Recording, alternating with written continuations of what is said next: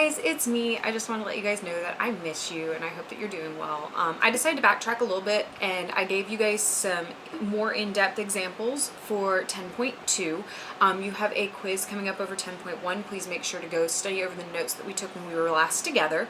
And I'm going to move forward into 10.4. We are skipping 10.3.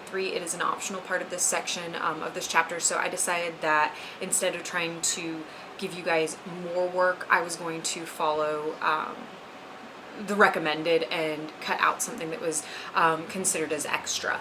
I didn't want to give you any of the extra work because I know this is hard enough as is to try and learn Algebra 2 without a teacher in the classroom. So I want to talk to you guys about this first little introduction to geometric sequences. So in arithmetic sequences, we had what was known as a common difference, which was where you either added or subtracted something from the first term to get to the second term, and in between each term it was the same thing. And we were given formulas and everything for that. So in geometric sequences, they're actually related by something that is known as a common ratio. Now, this is something that can be multiplied from term to term.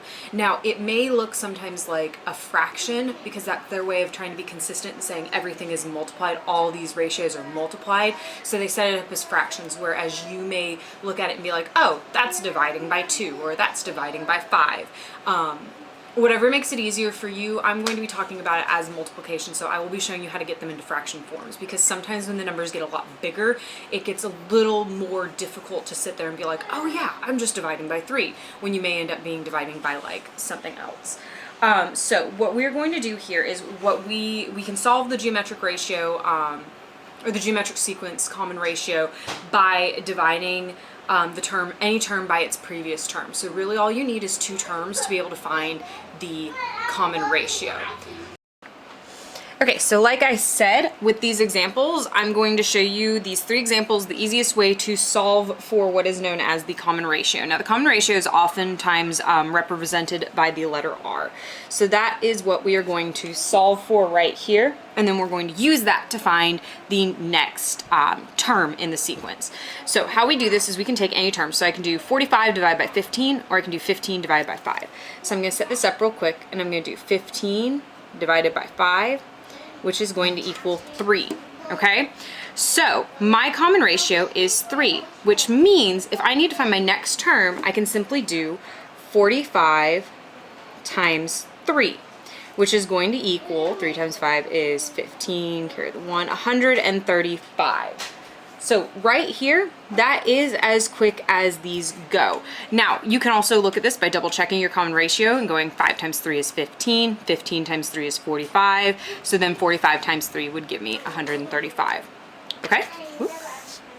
So this next one is a little more difficult because you're sitting here going, okay, cool, well, 45 divided by 3 is 15, 15 divided by 3 is 5. However, I can't exactly just do 5 divided by 3. I mean, I can, but I'm going to show you how to do this in fraction form because, like I said, when we get into some of the more complicated stuff, you're going to want to know in fraction form. So I'm going to show you R equals 15 divided by 45, which is going to equal 1/3. Okay, so in this, I can simply do 5 times 1/3, which is going to give me 5 over 3. So I know bad example as far as it's going to get more complicated, but I am guaranteeing you guys know how these assignments like to work with Becca. You are going to have some more difficult problems later on. So make sure that you know how to do this. Like, you could have looked at that and said, okay, 5 divided by 3, 5/3. There you go, I'm done. If that works, that's fine. Just make sure you understand this concept right here.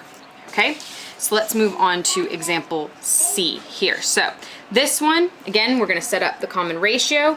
We have a negative here. We need to make sure we take that negative with us. So it's negative 6 divided by 3, which is going to give us negative 2.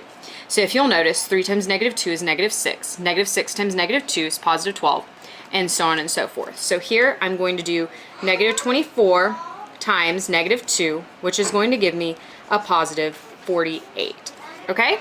So those are your 3 examples. Make sure that you go back over these and you note how you find the common ratio. Tomorrow we are going to be plugging this into a formula, and we are going to be finding the nth term, meaning unknown term of a sequence. They're going to tell us like they want the 45th term, or they want the 5th term, or the 112th term. And we are going to figure out tomorrow how to use this common ratio that we found in these 3 examples to solve for that missing term. Okay?